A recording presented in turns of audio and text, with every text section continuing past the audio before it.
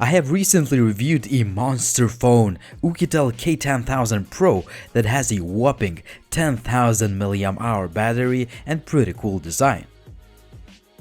However, I decided to make a rather unusual video tonight and see how these batterylicious phones like the older generation Oukitel K10000 look like after 1.5 years of using it.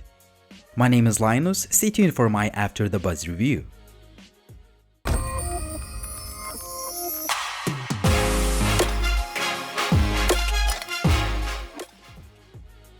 Just before we start, make sure to check out our initial review that was made in collaboration with Mr. Who's the Boss, and also the review of the Oukitel K10000 Pro. All the links will be down below. If you think that the Pro model is too expensive, this phone costs just about 130 bucks. For that price, obviously you get that huge battery. After more than a year, I would say that the capacity decreased about 5%, but this is just my uneducated guess because I can't really feel a huge difference. The reason for that is that you don't need to recharge the battery very often, so this power bank has a lot of charging cycles left in its tank. You can still use the phone for about 8 or 10 or even 12 days depending on the usage. That translates to about 30 or even 35 hours of screen on time, which is just insane. Obviously, the MTK6735 chip is not the most power efficient out there. Just imagine if someone made a phone like this with a Snapdragon 625 processor. The Oukitel K10000 still looks like it can crush every smartphone on the market, as it is just gigantic. I can say that the phone almost looks as new, but I usually kept it in the case, so your results may be different. The phone is thick and heavy, but I love that huge metal frame with sharp edges. Well, it's not the most comfortable phone to hold in one hand, but it just looks great.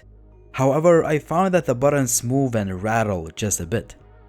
The 720p display is definitely not the sharpest out there, but it gets the job done for a cheap phone, and it is more power efficient than 1080p panels. Speaking of processing power, the phone has just 16 gigs of expandable storage and just 2 gigs of RAM. Day-to-day performance is still decent and the phone works fine. However, some stutter may kick in if you have a lot of apps running in the background. At the time of the release, the Oukitel K10000 shipped with Android 5.1, but it is now updated to Android 6.0. Honestly, I've never liked the aesthetics of the Oukitel skin, so I mostly use some third-party launchers. Besides all the usual features, we have some gesture and motion controls. I use just a couple of them and they work pretty well.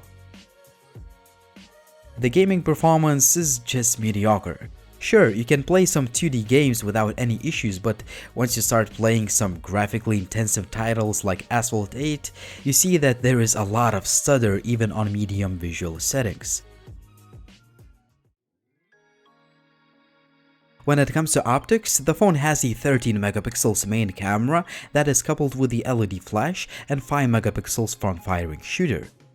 The image quality is just mediocre. Sure, you can take some usable pictures for social media, but more often than not, you will end up with having images that lack detail, the colors are washed out, and the dynamic range adjustment is off. Same can be said about the low-light pictures that are also ruined by a red tint. The selfie image quality will not impress you, but again, you will be able to take some usable photos for social media. Currently, I'm testing out the back camera of the Oukitel K10000. This is a huge phone because it has the enormous 10,000 mAh battery. 720p is the maximum resolution of the videos this phone can shoot, and the quality of footage is kind of mediocre. So currently I'm testing out the front-firing camera of the Oukitel K10000. As the name implies, this phone has a huge 10,000 mAh battery. The selfie video looks kind of terrible since it is only in 480p resolution. As far as connectivity goes, I would rate the call quality above average and signal reception is pretty good. Other connectivity options like Wi-Fi, Bluetooth work fine, but the GPS is not always reliable.